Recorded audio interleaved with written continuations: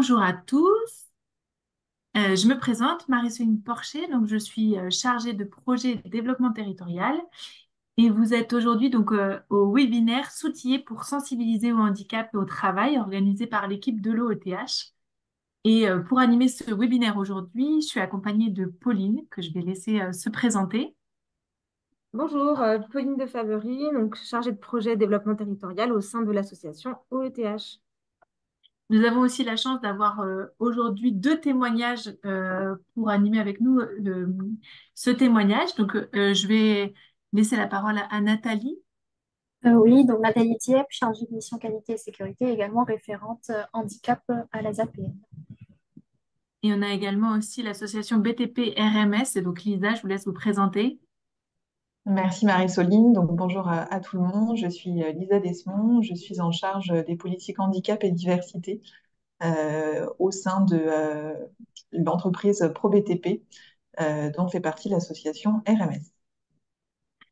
Merci beaucoup. Donc, au programme de ce webinaire, donc de 1 heure, on va vous présenter rapidement l'accord handicap et l'association OETH. On va également vous présenter notre offre de service sur tout le sujet sur la sensibilisation, donc vous donner des conseils pour organiser une action de sensibilisation et nos aides et accompagnements possibles. Et puis, on va avoir deux témoignages de référents handicap qui ont animé des choses dans le cadre des sensibilisations pour la SEPH ou tout au long de leur parcours. Après chaque intervention, il va y avoir un temps de questions-réponses qui sera organisé. Donc, n'hésitez pas à ce moment-là prendre la parole. N'hésitez pas aussi, si vous le souhaitez, à poser directement des questions via le chat. Et puis, on va pouvoir commencer. Donc, l'accord handicap et l'association OETH. Donc, l'accord handicap a été créé en 1991. Ça fait maintenant 33 ans qu'il est d'actualité. C'est un accord qui a été agréé pour le secteur sanitaire et social associatif. Il a été signé par les fédérations d'employeurs Nexem, FEAP, donc la confédération Access, la Croix-Rouge française et les principales organisations syndicales. On regroupe 18 000 établissements et à peu près plus de 4 000 associations. Et c'est dans ce cadre que l'association OETH, donc Objectif Emploi des Travailleurs Handicapés, porte cet accord. Comme on porte cet accord, on assure la collecte de la contribution des 6%. En fait, à partir de 20 salariés, vous devez avoir 6% d'effectifs reconnus travailleurs handicapés ou bénéficiaires de l'obligation d'emploi. Et donc, on porte cette collecte de la contribution et via cette collecte, on propose des aides financières adaptées et on développe une offre de services spécifique. Au niveau donc des bénéficiaires de l'obligation d'emploi, on s'est dit que ça pouvait être intéressant de vous faire un rappel sur qui sont tous ces bénéficiaires de l'obligation d'emploi, puisqu'on entend souvent uniquement parler des personnes ayant une reconnaissance en qualité de travailleur handicapé, mais il y a beaucoup d'autres titres. Donc, il y a aussi les personnes qui ont une carte mobilité inclusion avec cette mention invalidité. On a aussi toutes les personnes qui ont l'allocation adulte handicapé, qui n'ont pas forcément de reconnaissance derrière, qui peuvent faire partie des bénéficiaires de l'obligation d'emploi. Donc ça, ce sont des titres qui sont délivrés par les maisons départementales des personnes handicapées. On a également deux possibilités de titres qui sont délivrés, eux, par l'assurance maladie. Donc, pour toutes les personnes qui sont victimes d'accidents du travail ou de maladies professionnelles avec un taux d'IPP supérieur ou égal à 10% et qui sont titulaires d'une rente, eux aussi font partie de ces 6% que vous devez avoir dans votre masse salariale. Et puis, tous ceux qui ont une pension d'invalidité. Donc, ça, ce sont les deux possibilités par l'assurance maladie et puis par le ministère des Armées, donc l'État. On a toutes les personnes qui sont bénéficiaires d'un emploi réservé ou les sapeurs-pompiers volontaires blessés dans l'exercice de leurs fonctions. Donc, c'était important pour nous de faire un petit rappel sur les bénéficiaires de l'obligation d'emploi et donc de ces fameux 6% que vous devez avoir. Au niveau des typologies de handicap, donc on a 6 grandes familles de handicap. Le handicap moteur, avec, on vous a mis quelques exemples de troubles que vous pouvez retrouver dans le handicap moteur. On a le handicap sensoriel avec le handicap visible, mais également le handicap auditif. On a toutes les maladies invalidantes, donc le diabète, arthrose, sclérose en plaques, etc. Donc toutes ces typologies de maladies font partie des maladies invalidantes. Et puis on a également le handicap mental ou la déficience intellectuelle le handicap psychique ou encore le handicap cognitif.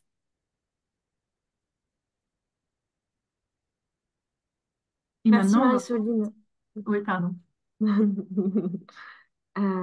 Donc, on va vous parler de l'offre de service pour la suite. Donc, l'objectif, c'était de vous présenter ce que l'association ETH mettait à disposition de tous ses adhérents. Donc, tout d'abord, on rappelle qu'il y a une équipe qui vous accompagne dans la mise en place d'actions de sensibilisation, que ce soit pour l'analyse de votre besoin, le public que vous visez, pour sensibiliser le sujet que vous souhaitez traiter, la typologie de handicap, est-ce que vous êtes sur quelque chose de large ou de ciblé et en tout cas, nous, on est à disposition pour vous accompagner sur ces thématiques. Et notre rôle, c'est aussi de vous conseiller, mais de partager aussi les bonnes pratiques. C'est aussi la raison pour laquelle on a 2 témoins aujourd'hui qui ont remercié d'avoir accepté de partager leurs bonnes pratiques, parce que c'est aussi notre rôle, c'est de vous mettre en connexion, de partager, de ne pas réinventer les choses si elles existent déjà, ou en tout cas de pouvoir s'inspirer. Donc déjà, tous les outils qu'on met à disposition, qui sont totalement téléchargeables sur notre site internet, on a des affiches. Donc on a 5, elles sont déclinées en 5 formats différents pour pouvoir faire de l'affichage, que ce soit durant la semaine européenne pour l'emploi des personnes handicapées, mais aussi tout au long de l'année, parce que sensibiliser, on peut le faire toute l'année et on vous conseille en tout cas de le faire toute l'année. Et donc, on a ces 5 affiches qui sont en version digitale que vous pouvez télécharger, que vous pouvez aussi personnaliser. On peut vous envoyer un format personnalisable. Vous pouvez rajouter votre logo, par exemple, ou les coordonnées du référent handicap. Euh, et on peut vous les envoyer aussi en format papier durant la semaine européenne pour l'emploi des personnes handicapées. Ensuite, on a des outils qui sont mis à disposition sur le site internet, donc des fiches pratiques, des flyers, des plaquettes en version digitale que vous pouvez imprimer également. Donc là, il y a 4 exemples. Il en existe d'autres, mais on n'a pas voulu toutes les afficher. Donc, on a une plaquette sur la reconnaissance en qualité de travailleur handicapé, par exemple. Quelles sont les typologies, qui sont les acteurs qui peuvent vous accompagner en tant que salarié, quel handicap ça peut concerner, comme Marie-Soline vous l'a présenté en ouverture de webinaire. On a aussi une plaquette sur les interlocuteurs clés du handicap au travail. Et on a créé aussi des fiches pratiques, que ce soit l'anticipation des inaptitudes, la préparation du retour à l'emploi d'un salarié. Et on a, il me semble, au total 11 fiches pratiques 14 fiches pratiques sur différentes thématiques. Donc, n'hésitez pas à aller sur notre site internet pour les découvrir. Évidemment, vous aurez tous les liens à l'issue du webinaire sur chaque slide. On a créé aussi 2 vidéos qu'on ne va pas vous diffuser aujourd'hui, mais qui sont consultables également sur le site internet. C'est des vidéos qui font moins de 2 minutes.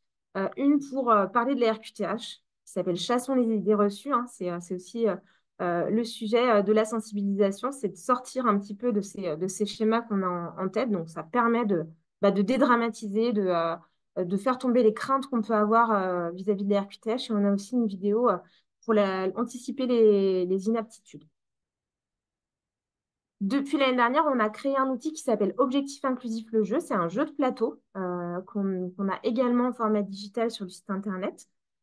C'est un petit parcours. Vous pouvez jouer jusqu'à 4 joueurs et il est accolé d'un petit livret avec une quarantaine de questions, des le saviez-vous, des mises en situation également. Et on est en cours de création d'une annexe en fait, quoi, de questions supplémentaires pour la prochaine semaine européenne de l'emploi des personnes handicapées. Donc, c'est en cours de construction. Il y aura une petite nouveauté pour la semaine pour l'emploi des personnes handicapées.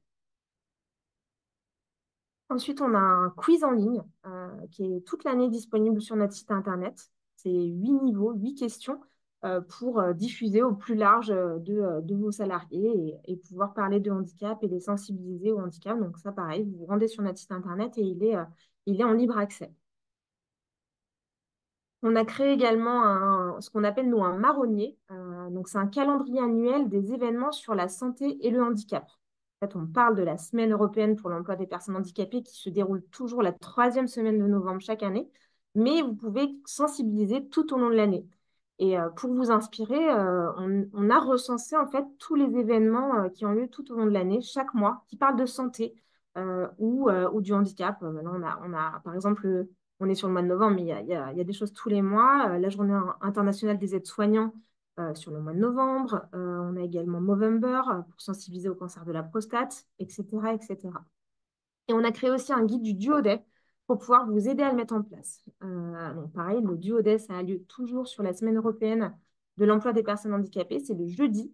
Et on a créé ce guide pour vous aider à la mettre en place, qui contacter, comment vous organiser. Donc ça vous permet vraiment d'avoir un outil pour mettre en place ce duodé.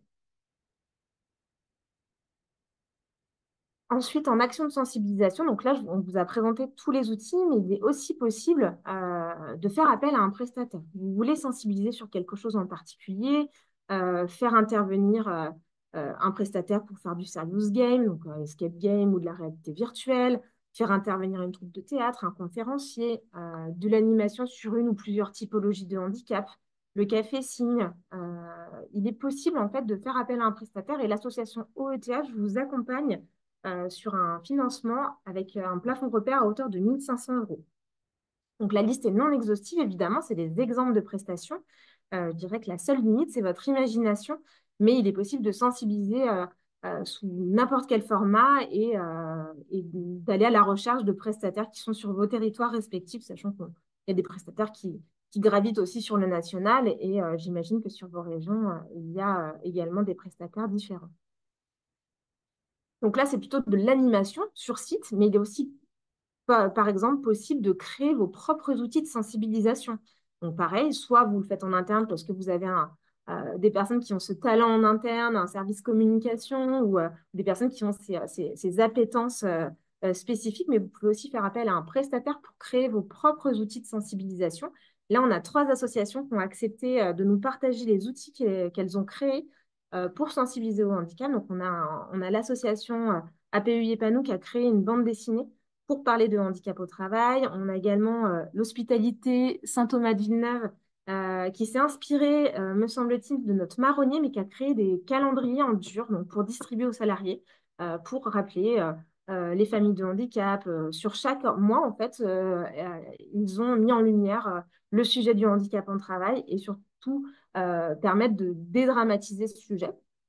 Et la troisième, c'est l'association AFEJ qui a créé une plaquette pour parler de la RQTH. Donc, qu'est-ce que ça apporte? Qu'est-ce que c'est la RQTH? Donc, c'est des exemples pour vous inspirer justement.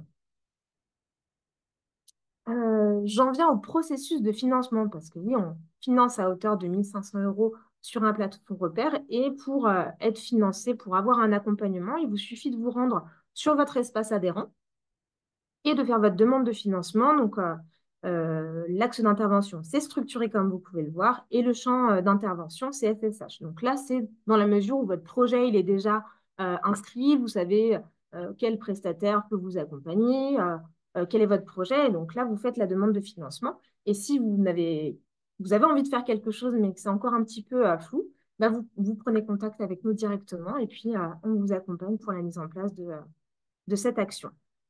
Voilà, j'espère avoir éclairé en tout cas vos sujets. On va passer au temps de questions-réponses. J'ai vu qu'il y avait quelques mains levées dans le chat, donc je vous propose qu'on prenne ces 5 minutes pour répondre à toutes vos questions.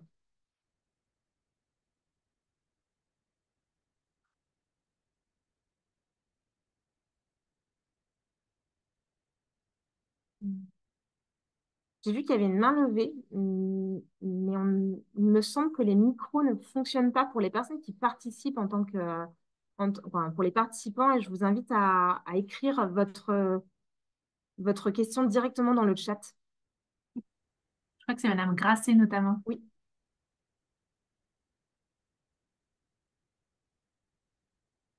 Alors, on a une première question, c'est quel est le but de sensibiliser à la RQTH? Il y a plein d'objectifs. Ouais, il y a plein Marie-Céline, tu veux apporter un premier éclairage? Alors, quel est le but pour sensibiliser à la RQTH? Ça peut déjà être aussi, vous, en tant qu'employeur, si vous voulez euh, savoir qui sont les personnes reconnues travailleurs handicapés dans vos effectifs.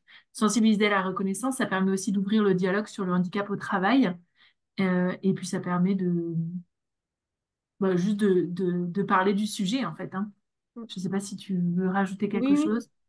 Bah, je rejoins vraiment Marie-Soline, hein, et je pense que l'objectif aussi, c'est d'en parler pour dédramatiser et faire en sorte que des personnes qui ont peut-être des besoins ou ne savent pas qu'elles peuvent être accompagnées sur des sujets puissent oser aller voir leur encadrement, leur RH, leur référent handicap, s'il y en a un dans l'association, se dire, ah bah oui, en fait, je peux parler de ma difficulté et peut-être qu'on peut aménager mon poste de travail, améliorer mes conditions de travail. Et l'objectif d'en parler, c'est aussi de limiter toute la désinsertion professionnelle, d'assurer en tout cas de sécuriser les parcours professionnels et de ne pas arriver au moment où, mince, je n'ai rien dit pendant tant d'années et j'ai un peu serré les dents parce que j'avais une douleur ou quoi que ce soit. Et finalement, on arrive à un point de rupture avec l'emploi. Et donc, c'est justement pour en faire un sujet quotidien. Alors, je dis pas quotidien dans le sens où on en parle tout le temps, mais d'en faire un sujet classique et de dire bah, je sais que je peux aller voir mon employeur et lui dire que j'ai une difficulté ou un besoin, tout simplement, et d'améliorer les conditions de travail et de ne pas aussi, quand on a une personne qui peut avoir une difficulté, ça peut se reporter sur l'équipe parce qu'elle va faire peut-être un peu moins ou différemment et ça peut aussi se répercuter sur le collectif de travail. Donc, c'est aussi améliorer les conditions du collectif de travail. J'ai une deuxième question, c'est par rapport justement au financement des prestations qui est limité à 1 500 euros. C'était pour savoir si c'était par entreprise, par an ou par site, ou alors c'était pour une action. Donc, pour information, donc c'est une prestation on a un plafond repère à 1 500 euros. Donc après, ça va dépendre de l'action, du public cible, etc., de ce que vous voulez mettre en place. Mais on est bien sur une action pour cette prestation. Et donc, ce n'est pas limité par une entreprise, par un adhérent ou par an. C'est en fonction de n'importe quelle action de sensibilisation que vous allez mettre en place. Nous, on a ce plafond-là. Et en fonction de l'action, on s'adapte et en fonction du budget global de ce que vous allez demander.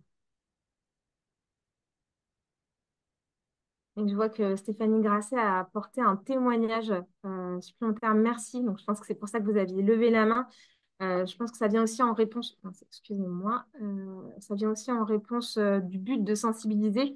Donc, bonjour, depuis 3 ans, nous avons créé un climat de confiance avec les salariés en situation de handicap et cela nous permet de travailler sur le maintien dans l'emploi et de garder des personnes avec des savoir-faire et un savoir-être et de déstigmatiser le handicap en général. Merci, Madame Grasset, parce que ça apporte vraiment aussi un éclairage sur la raison et le but de sensibiliser au handicap au travail. Et c'est exactement ça qu'on partage comme message. Donc, merci beaucoup.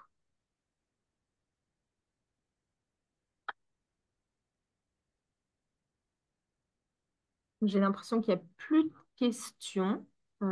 Sachant que s'il y en a qui arrivent en cours de route, n'hésitez pas à les mettre dans le chat et on pourra revenir dessus. Eh bien, je vous propose qu'on passe à la suite. J'invite Nathalie Dieppe à témoigner donc, de l'association ASAPN Centre Vauban et je vous laisse la parole. Donc, bonjour à tous, je me suis présentée Nathalie Dieppe. Ma mission principale à la ZAPN, c'est chargée de mission qualité et sécurité. Et j'ai également une autre mission annexe qui est référente handicap. Donc avant de vous présenter un peu ce qu'on a mis en place à la ZAPN, je vais vous présenter l'association. Donc la ZAPN, c'est l'association pour le soutien et l'action personnalisée dans le département du Nord. C'est une association de loi 1901 qui a débuté son activité au 1er janvier 1998 en tant que service mandataire judiciaire à la protection des majeurs. Donc, on accompagne à peu près 2955 personnes majeures bénéficiant d'une mesure de protection, donc sauvegarde de justice, curatelle et tutelle, ayant une altération des facultés mentales et ou physiques. Et donc, les personnes accompagnées sont très souvent dans une situation de handicap. Donc, on intervient dans le territoire du Nord, hors Avesnois, et on a 5 délégations dans le département avec 103 salariés environ. On est à peu près structuré géographiquement pour proposer un accompagnement de proximité. Donc, sur la diapositive suivante, là, je vous ai présenté un peu sur le département du Nord où on est à peu près situé. Donc, on a une délégation sur Dunkerque, une délégation sur Cambrai et Valenciennes, une délégation sur Groupe et Tourcoing, une délégation sur Lille avec le siège et une délégation sur Douai et Saint-Lenoble. Au sein de la ZAPN, on a développé notre politique handicap il y a 2 ans. Donc, on a 2 référents handicap et on travaille sur plusieurs axes. Informer et sensibiliser les salariés de l'association, sensibiliser sur des handicaps qu'on a repérés, décliner la politique avec les acteurs du terrain. Donc, on a plusieurs groupes de travail RPS, donc risques psychosociaux, et un comité de pilotage santé et sécurité au travail, avec l'application de la direction. Et le dernier axe de travail, c'est d'orienter, d'accompagner et conseiller les personnes ayant une reconnaissance RQTH. Dans le cadre de notre politique handicap, on a participé l'année dernière à la SEPH, donc on a participé au DUOD. On a accueilli une personne en situation de handicap pour découvrir le métier d'agent administratif, mais dans un service mandataire judiciaire à la protection des majeurs. Donc, retour très positif, que ce soit pour le candidat accueilli, mais également pour le professionnel accueillant. Là, je vous ai mis quelques verbatims. D'ailleurs, le candidat accueilli a même manifesté son intention de poursuivre avec un stage d'immersion pour découvrir davantage le poste d'agent administratif. Ensuite, également dans le cadre de notre politique handicap, notamment dans la partie information et sensibilisation des professionnels, on a mis en place plusieurs ateliers de sensibilisation. Donc, le premier atelier de sensibilisation qu'on a mis en place portait sur le handicap visuel. Donc, on a mis ça en place l'année dernière, début janvier. Donc, en interne, travaillé par ma collègue qui est également référente handicap et moi-même, et avec le concours de nos groupes de travail RPS et du COPIL santé et sécurité au travail. Donc, au sein de cet atelier de sensibilisation, on avait plusieurs mini-ateliers. Donc, on a appelé un atelier parcours semé d'embûches. Donc, on a fait travailler, on a mis un parcours et les professionnels devaient se bander les yeux et traverser le parcours en faisant attention aux obstacles. Ensuite, un mini-atelier sur un repas à l'aveugle. Donc, ils devaient goûter certains aliments et deviner ce qu'ils mangeaient. Un autre atelier sur reconnaître son environnement de travail. Donc là, ils étaient dans un bureau avec les yeux bandés et ils devaient recharger une agrafeuse avec des agrafes et agrafer des documents. Et ensuite, on avait également commandé des lunettes avec différentes déficiences visuelles. Donc, il devait essayer de lire un document avec ces lunettes. Et donc là, je vous ai mis également des verbatims sur le retour de ces ateliers de sensibilisation. Sur la même année, on a également mis en place un second atelier de sensibilisation, mais du coup là sur le handicap physique. Là, on a travaillé sur 3 mini-ateliers avec un atelier sur une motricité réduite. Donc là, c'était des personnes qui avaient des béquilles avec une attelle. Donc comme ça, ces mouvements étaient limités et elles devaient traverser un passage de nos locaux avec cet handicap. Sur l'atelier accessibilité des locaux, là, on a utilisé des fauteuils roulants pour qu'ils se rendent compte en fait de la difficulté d'accessibilité de nos locaux, parfois pour les personnes en situation de handicap, notamment en fauteuil. Donc là, ils s'étaient mis en situation, ils étaient sur un fauteuil et ils ont parcouru depuis en bas de notre bâtiment jusque monter au 3e étage pour arriver à nos locaux. Et un dernier atelier sur parcours sans et avec handicap. Donc, il devait se chronométrer sur un parcours, donc sans béquille, sans attelle, ni rien du tout, pour voir le temps qu'il parcourait et le temps qu'il se mettait avec, par exemple, s'ils étaient en béquille ou en fauteuil ou avec une attelle, pour en fait qu'ils se rendent compte un peu de la différence et des difficultés d'une personne en situation de handicap. Donc ça, c'était le deuxième atelier qu'on a mis en place. À chaque fois, sur le côté, c'était un peu la fiche de communication qu'on a communiquée au sein de notre structure. Donc, on mettait la date, le lieu et le lieu de rendez-vous et un peu des indices. On n'a pas dit, là, pour le coup, pour les 2 premiers, on n'a pas dit quel handicap on sensibilisait. On a mis un peu des indices sur notre affiche. Et le dernier atelier de sensibilisation qu'on va mettre en place cette année, donc d'ailleurs prochainement, c'est sur le handicap psychique. Nous, on accompagne beaucoup de personnes qui ont un handicap psychique, donc on ne maîtrise pas le sujet, donc on a voulu faire intervenir euh, une troupe de théâtre ayant une expertise sur le handicap psychique. Euh, donc c'est un peu garder ce format ludique et accessible pour donner un peu envie et d'éviter un peu trop la théorie. Donc ça, ce sera réalisé là dans 2 semaines sur nos structures. Voilà ce qu'on a mis en place au sein de la ZAP pour sensibiliser les professionnels. Merci Nathalie pour ce témoignage.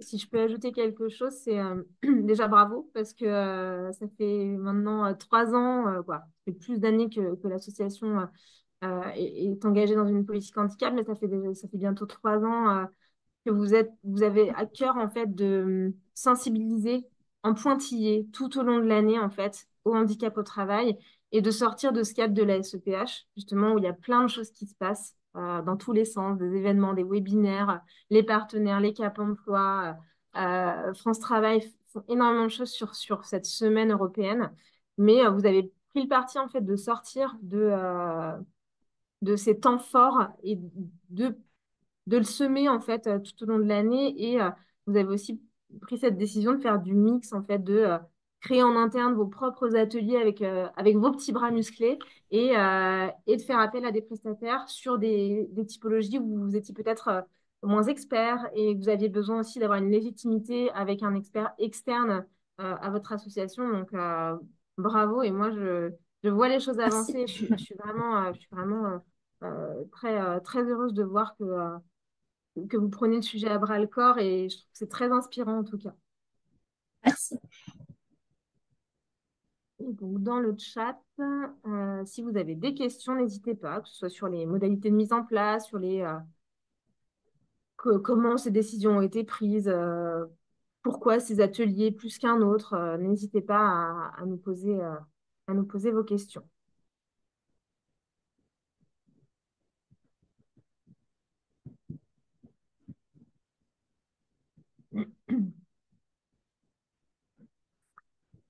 Donc, je vois qu'il n'y a pas de questions. Je voulais juste ajouter, parce qu'on a parlé en première partie de l'accompagnement en ETH sur les outils de sensibilisation. Et donc, on vient en renfort sur ce futur atelier handicap psychique, en tout cas en soutien financier de la ZAPN sur ce troisième atelier. Alors, je vois qu'il y a une question. Ce sont des ateliers obligatoires ou en libre accès? Là, c'était des ateliers obligatoires. On a voulu les rendre obligatoires parce que les salariés pensent connaître le handicap parce qu'ils accompagnent des personnes en situation de handicap, mais en fait, ils ne se rendent pas compte en fait, des difficultés. Donc, on a voulu les rendre obligatoires et c'est un peu parce qu'il y a aussi des personnes qui souhaitent se former également pour mieux connaître le handicap. Donc, ça faisait aussi formation pour eux également. Oui, et si, avec mon œil extérieur, ce que je peux peut-être ajouter, c'est que ça n'arrive pas non plus comme ça, sans raison. Ces ateliers, vous avez fait un gros travail en amont d'identification. La politique handicap, elle est communiquée. Il y a une DRH qui est très investie et très engagée sur le sujet et qui le partage aussi auprès de l'encadrement. Et vous êtes très bien identifié aussi en tant que référente handicap avec votre homologue sur l'association. Donc, le fait de convier de manière obligatoire, on n'est pas sur quelque chose de contraignant et ça fait partie en tout cas de l'activité de l'association. Et donc, je pense que c'est aussi ça qui fait que c'est bien Oui, vécu, aussi. que c'est quelque chose d'engagé et ça n'arrive pas comme ça. Ça ne sort pas de nulle part, en tout cas, ces ateliers. Par où commencer pour sensibiliser les salariés qui n'ont aucune connaissance du handicap?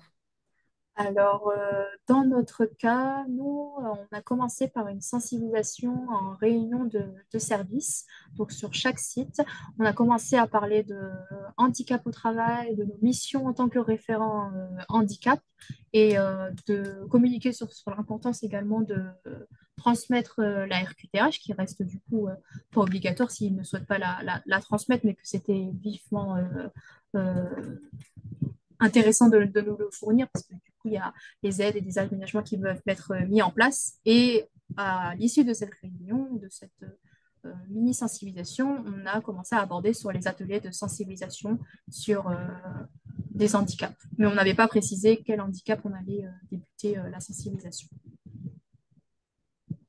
Merci Nathalie. Et si je peux compléter plus sur... je pense qu'il n'y a pas de mauvaise manière ou de bonne manière de commencer une sensibilisation. C'est en fonction de votre mode de fonctionnement, de votre public, des moyens que vous vous donnez aussi, des moyens dont vous disposez plutôt. Et ça, si vous êtes dans un flou artistique, on est vraiment là pour ça, nous, équipe OETH, pour vous accompagner, vous guider et vous aider à trouver le bon vecteur, le bon outil pour démarrer en fonction des moyens dont vous disposez. Donc, n'hésitez pas à nous solliciter, mais il y a plein de formats, il y a plein de manières de parler de handicap quand on part et on part jamais de zéro. Dans tous les cas, il n'y a jamais aucune connaissance du handicap. Il y en a, elle est floue, elle est biaisée, ou alors elle est sur une thématique. Donc, nous, on vous aide vraiment à élargir ce sujet. Il y a une autre question. Ces ateliers sont-ils organisés sur le temps de travail? Oui, organiser sur le temps de travail. Et je pense que ça, c'est une vraie clé de réussite, hein, Oui. parce que déjà, ça fait partie du travail, de sensibiliser au handicap au travail. Donc, je pense que c'est délicat de le sortir C'est pour ça que ça s'organise, j'imagine, Nathalie.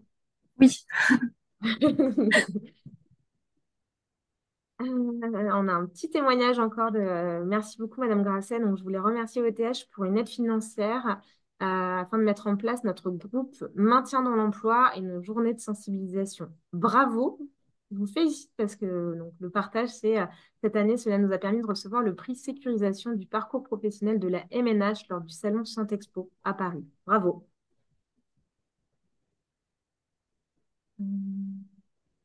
On a d'autres choses. On a une autre question. Je me demande justement quoi mettre en place quand les personnes connaissent parfaitement le handicap. Je travaille dans un SSR gériatrique avec aide-soignant IDE. Alors, je peux apporter une première réponse.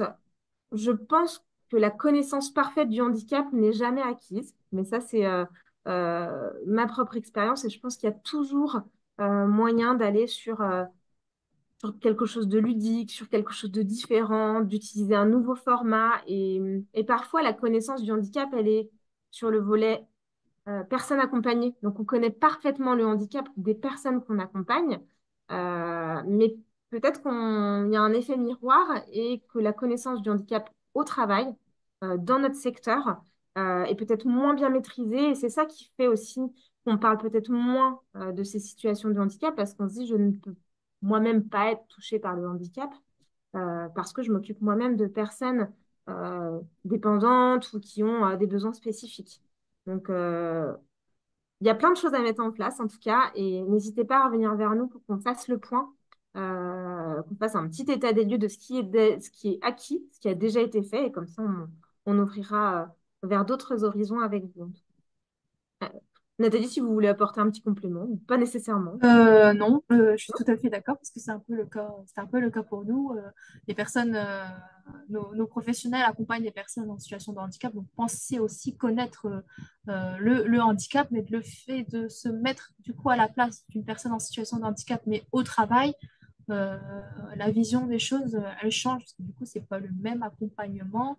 Et on le voit parce que là, on a accueilli une personne en situation de handicap avec un trouble autistique et ils avaient une, une- une vision de l'autisme comme tout le monde, je pense, une personne agressive, avec des difficultés de communiquer, mais finalement, là, ça se passe très bien.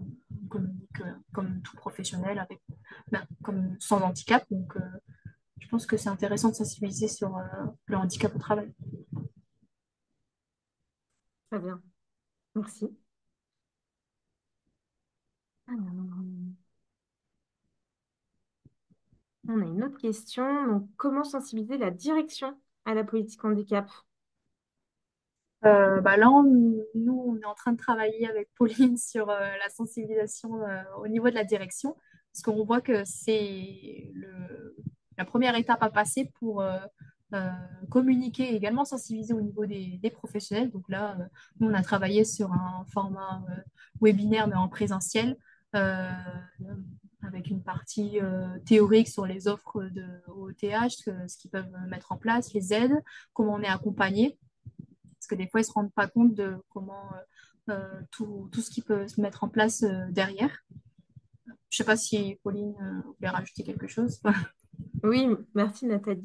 Donc effectivement, nous, donc vos chargés de projet vous accompagnent, donc que ce soit moi ou mes homologues sur les autres territoires, vous accompagnent à sensibiliser votre direction. Après, la première pierre, c'est est-ce qu'on a une direction qui est engagée et qui veut s'engager dans une politique handicap? Parce que euh, notre rôle, c'est de vous guider, de vous accompagner, mais il faut déjà qu'il y ait une impulsion de la part de la direction de dire oui, c'est un sujet sur lequel on veut aller, mais on ne sait pas par quel bout le prendre. Et là, dans ce cas-là, nous, on vous accompagne, mais on a plein de moyens de vous guider, de vous accompagner, ça dépend du levier, en tout cas, de motivation. Et nous, on vous guide. Et effectivement, dans 15 jours, j'interviens auprès de l'encadrement au sein de la ZAPN. On a co-construit avec Nathalie un support donc pour remettre un petit peu le handicap au cœur du sujet, de sensibiliser aussi à quelques petites choses. Et on va faire des ateliers justement parce que le descendant, c'est intéressant, mais c'est pas forcément ce qui nous parle le mieux. Donc, on va faire des petits ateliers de mise en situation pendant ce groupe de parole, pas le groupe de parole, mais pendant ces ateliers. Et on fait le lien évidemment avec la politique handicap qui est en train de s'inscrire au sein de la ZAPN parce que c'est vraiment important de faire le lien avec ce qui est mis en place et ce qui va être mis en place dans les mois à venir. Voilà. Regarde.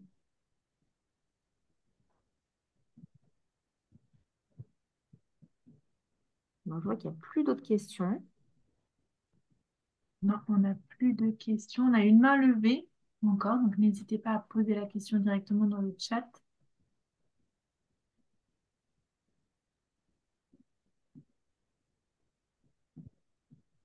Oui, comme c'est un format webinaire, il n'est pas possible de vous donner la parole à l'oral et il est indispensable de passer par le chat.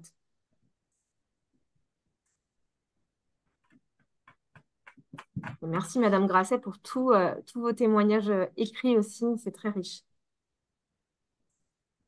On a un ESAT aussi qui dit que pour information, ils organisent des ateliers inclusifs pour expérimenter, le vivre et travailler ensemble. Donc, il ne faut pas hésiter aussi à aller voir ce que les ESAT proposent en sensibilisation sur le handicap.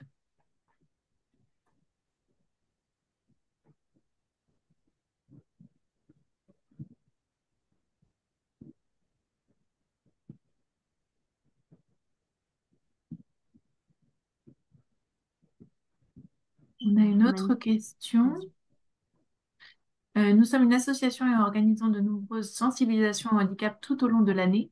Est-ce que nous pouvons solliciter OETH pour le financement de matériel de sensibilisation? Alors, si vous dépendez de l'OETH et que vous êtes adhérent à l'OETH, oui, tout à fait.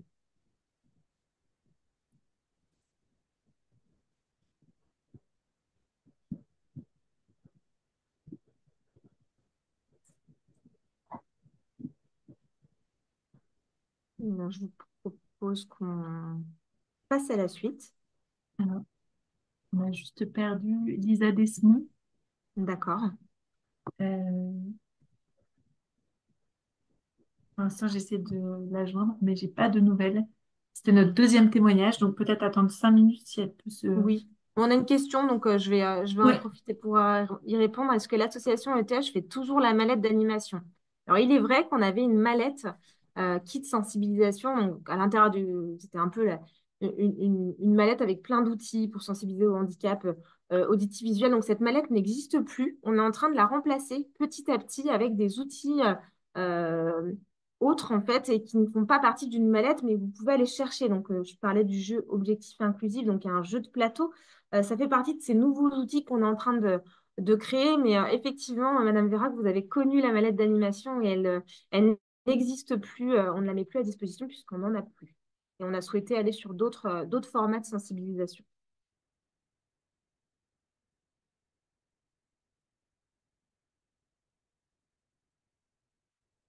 Une autre question, l'OETH peut aider le référent handicap à engager la direction. Oui, tout à fait. On peut vous accompagner, euh, on peut vous faire des points en amont avec vous et ensuite faire une visio avec votre direction pour échanger, pour convaincre, pour rappeler quel est l'intérêt en fait, de parler de handicap au travail, quels sont les leviers. Donc évidemment, on peut vous accompagner là-dessus. Comment faire la demande de matériel pour les sensibilisations? Alors, nous, on n'est pas prestataire, on ne met pas à disposition de matériel. C'est vous qui identifiez un prestataire X ou Y et vous faites la demande de financement directement sur l'espace adhérent, comme je l'ai présenté en début de webinaire. Si vous êtes arrivé en cours de route, pas d'inquiétude. Le webinaire sera en replay avec le support de présentation, avec tous les éléments dont vous pouvez avoir besoin. Et encore une fois, si vous avez besoin, nous sommes à disposition également post-webinaire pour vous apporter les réponses. Alors, il y a eu un petit souci de connexion, mais elle est en train de se reconnecter. Donc, Très bien. notre deuxième témoignage va bientôt arriver. Alors, On a on a des une questions autre qui arrivent. question. Mm, mm. Voilà. Avez-vous une liste de prestataires pour accompagner les actions de sensibilisation? Donc, On n'a pas de liste. non, on n'a pas de liste, en effet. Nous, on vous conseille en tout cas, voilà, Stéphanie Grasset a apporté un prémisse de réponse, de vous rapprocher de vos cap emploi. Puisque toute l'équipe en fait de l'OETH est basée en Île-de-France, donc on gravite un petit peu sur nos territoires respectifs, mais étant donné que ça bouge beaucoup, on vous invite vraiment à vous rapprocher de vos cap emploi qui ont, eux, une connaissance des partenaires sur vos territoires et qui pourront vous diriger vers le bon prestataire et vous orienter vers la bonne personne. Après, on a quelques prestataires avec qui certains de nos adhérents ont déjà travaillé, donc on pourra vous dire si oui ou non on a eu un bon retour d'expérience, mais on n'est pas conventionné, on n'a pas de prestataire à vous conseiller plus qu'un autre.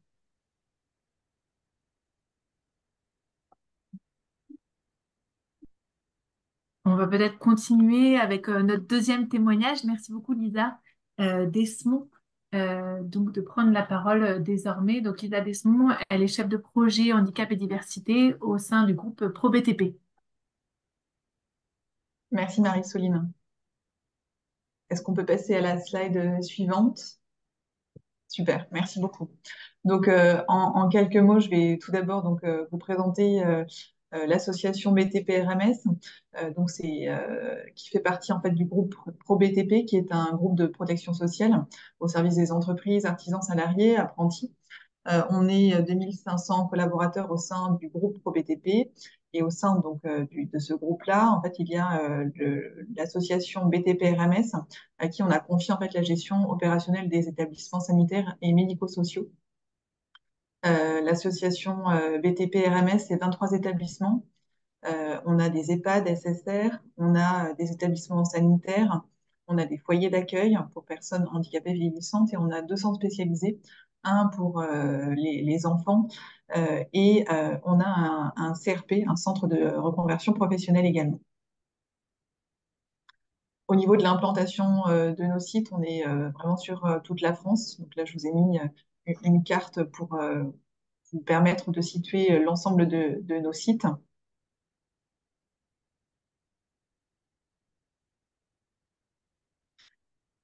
Pour rentrer dans le concret, donc au niveau de notre réseau de référents handicap BTP RMS, en fait, nous avons un accord handicap qui a été signé, qui n'est pas agréé, euh, qui est applicable jusqu'au 31 décembre 2025.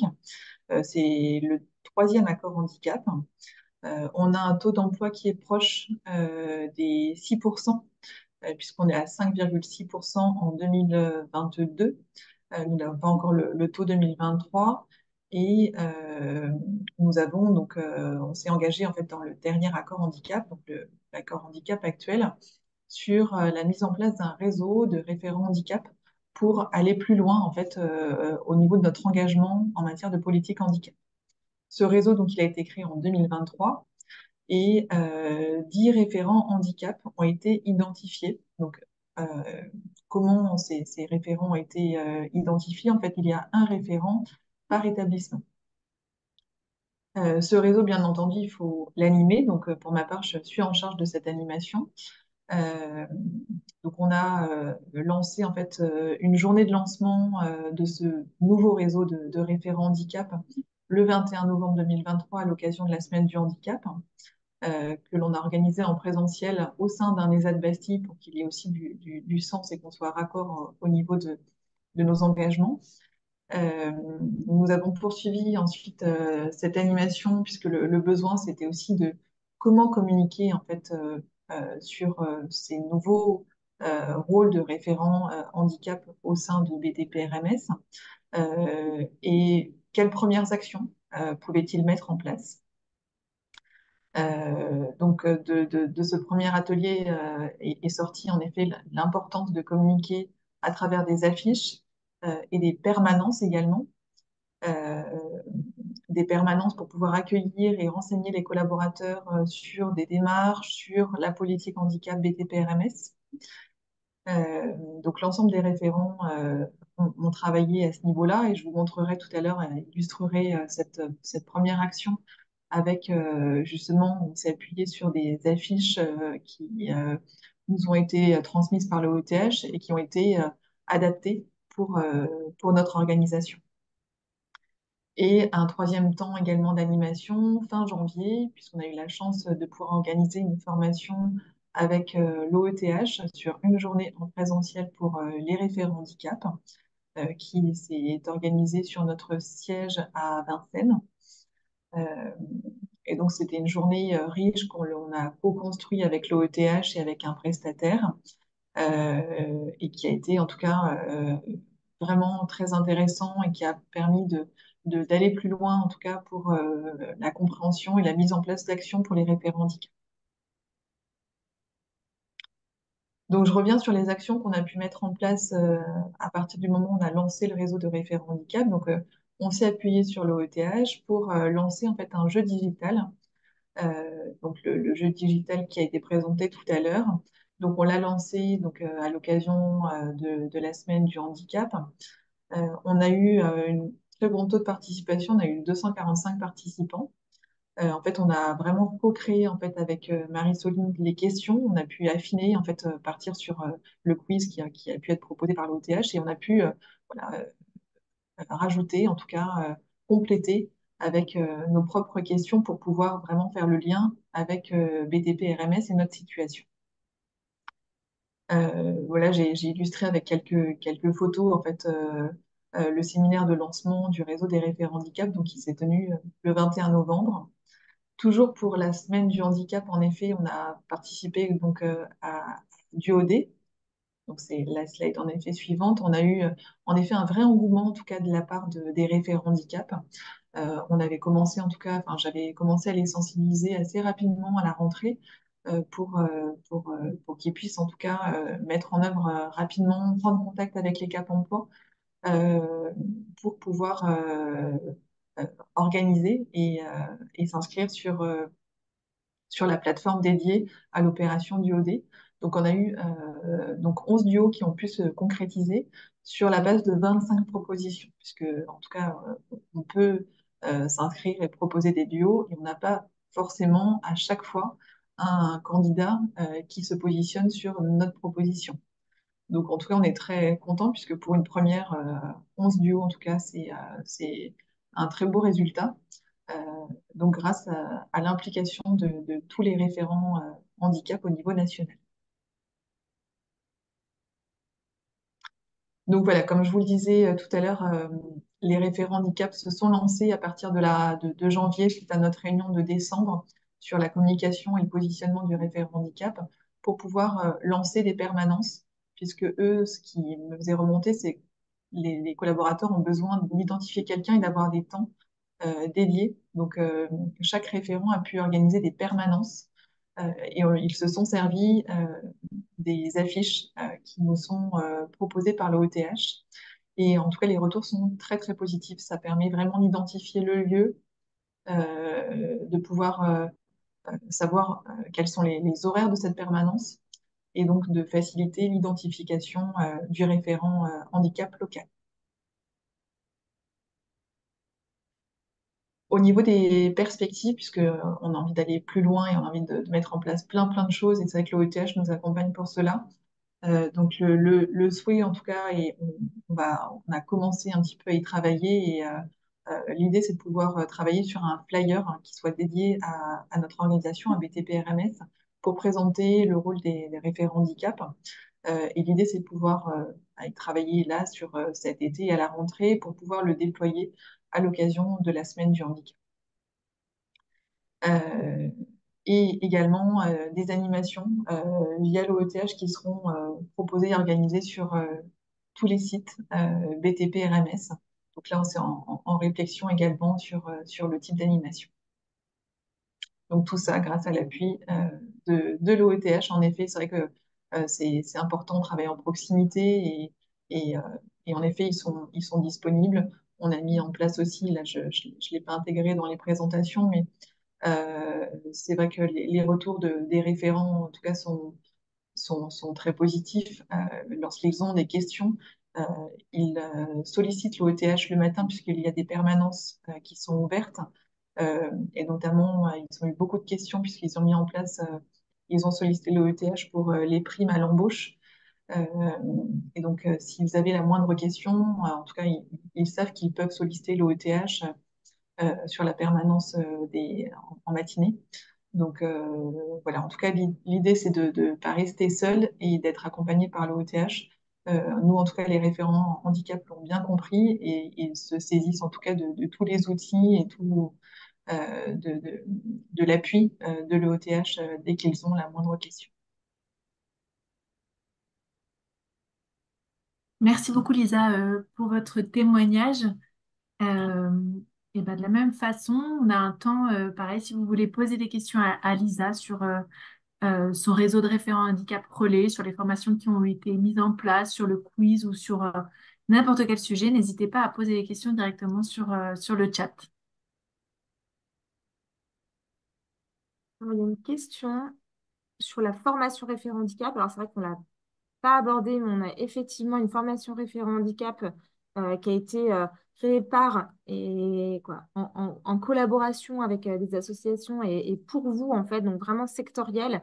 Et la question, c'est je suis en attente de la formation référent handicap auprès de l'OETH, mais pas de possibilité. Il est difficile de remplir les missions de référent handicap sans formation préalable. Va-t-il y avoir de nouvelles sessions?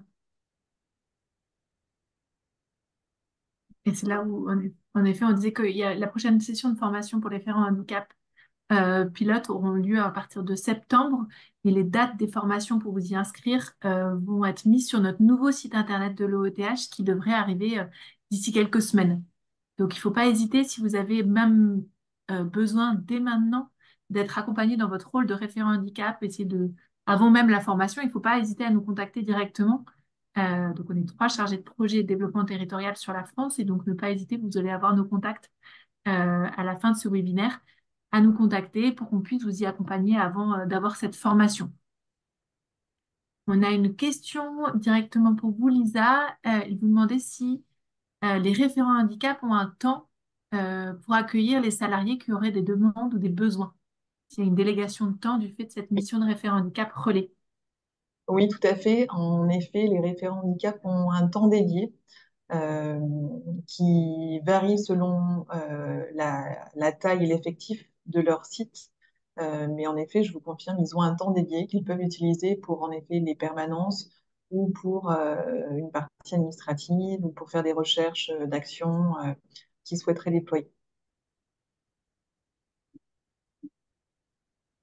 Et c'est très facilitant pour leur mission quand on les a eus Tout à en fait. formation référent handicap relais. On se rend compte qu'en effet, avoir du temps dédié permet justement de prendre au mieux cette mission de référent handicap et de pouvoir avoir du temps pour soit mettre en place des permanences, soit communiquer sur le sujet, soit d'accueillir des salariés qui en auraient besoin. Tout à fait. Il y a une question, les référents handicap doivent-ils rendre compte à la direction? Alors oui, en fait, ils doivent en tout cas me faire une remontée, en effet, des actions qu'ils peuvent mettre en place, du nombre de personnes qu'ils peuvent accueillir lors des permanences. En tout cas, ils sont tenus de prévenir leur direction des permanences qu'ils vont effectuer. Et ensuite, après, ça se fait assez naturellement sur des retours qu'ils font et éventuellement des besoins qu'ils peuvent avoir. Donc aujourd'hui, ça fonctionne. Voilà, ils font un retour à la direction, ils me font également un retour pour que je puisse bah, piloter ce réseau de référents handicap et puis le présenter aussi lors d'interventions auprès de la, de la direction au niveau national.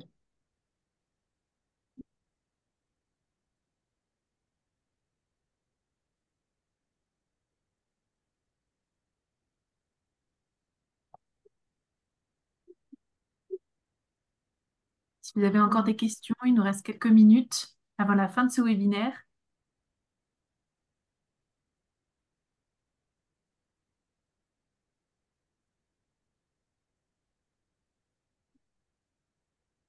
Je crois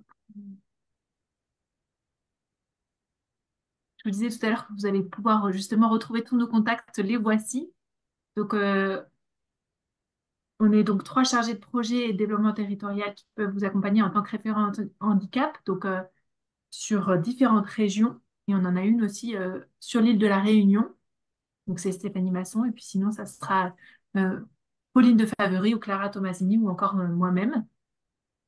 Pour toutes les questions vraiment de situation individuelle, je vous invite on en a parlé tout à l'heure, à prendre contact directement avec nos gestionnaires conseils qui ouvrent une permanence tous les matins, donc de 9 heures à midi, ou alors à faire des demandes d'aide directement sur votre espace adhérent. Et on a une autre question, les référents handicap sont-ils à l'origine du contact entretien annuel de tous les travailleurs handicapés?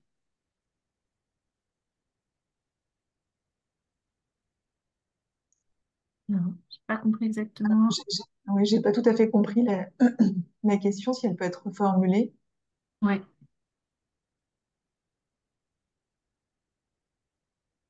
Je pense que la question, c'est s'ils demandent, si c'est eux qui font les entretiens annuels, mais il me semble que non, puisque c'est quand Non, même non, non. plutôt RH. Exactement. Ce sont les RH, en effet, qui font ces entretiens annuels. Euh, Après, peut-être qu'on pourra lancer peut-être un temps, un sorte de rendez-vous annuel au besoin avec les collaborateurs. Mais pour l'instant, étant donné qu'on est encore en lancement de ce réseau de référents handicap, euh, on est plutôt voilà, en accompagnement sur la mise, enfin, sur les dispositifs de l'accord, sur la RQTH. On est plutôt sur ce type de questions. Après, les référents sont quand même ils restent disponibles, donc s'il y a la moindre question, le collaborateur peut les contacter. Mais voilà, en tout cas, les entretiens annuels, ce sont les RH et pour l'instant, ce ne sont pas en tout cas les référents handicap en local. La question a été reprécisée. C'était pour savoir si justement, il me semble que sur les permanences, est-ce que c'était les salariés qui viennent librement ou est-ce que c'est le référent handicap qui va solliciter la personne en situation de handicap sur ces permanences? Ce sont les collaborateurs directement qui sollicitent le référent handicap pour un rendez-vous.